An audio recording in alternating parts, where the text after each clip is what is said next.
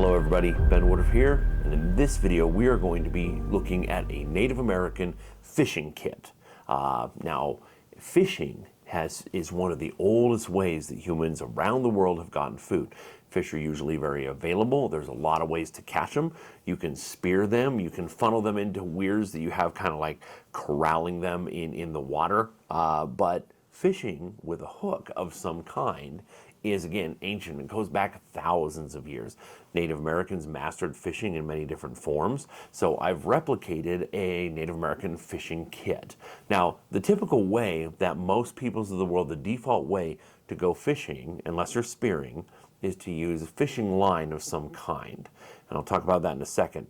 But then what is done is called hand lining instead of a pole. The idea with a fishing pole is that you can cast out and then that pole will bear the weight. If you catch a big fish, that pole is going to bear some of the weight and help keep them hooked, help you reel them in. But hand lining is cut and dry. Hand lining, you have some sort of cordage, some sort of rope, some sort of line, and a hook, and you cast it out. So it's very simple. I do a lot of hand lining. I find it very rewarding to use this very simple fishing kit, and I catch a lot of fish. I catch a lot of brook trout in the canyon near my house using this very fishing kit. So we're going to take a look here. So the fishing kit is wrapped up in leather, and when you open it up, then of course there's several forms of cordage.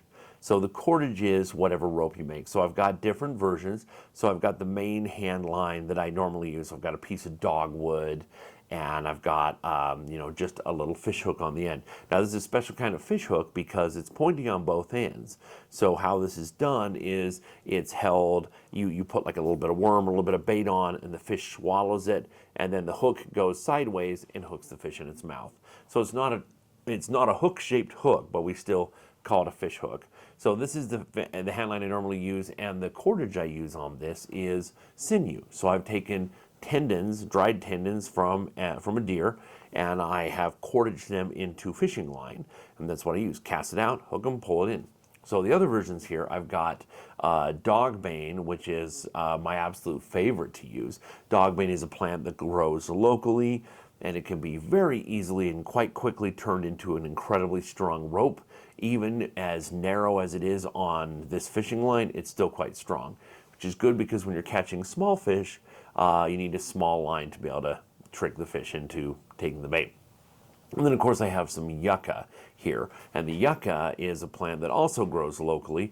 Yucca takes a lot more work to process, but it is a very good rope, and it works very well for using to catch fish. Now the fish hooks themselves, I have several fish hooks here of several different varieties. I have fish hooks that are made out of woolly mammoth ivory, I have fish hooks that are made out of bone, and I have fish hooks that are made out of antler. All of these things are just made out of calcium and put up with a lot of punishment. So there's fish hooks that are what you would expect, that are hook shaped, that a fish bites and they get hooked in their mouth.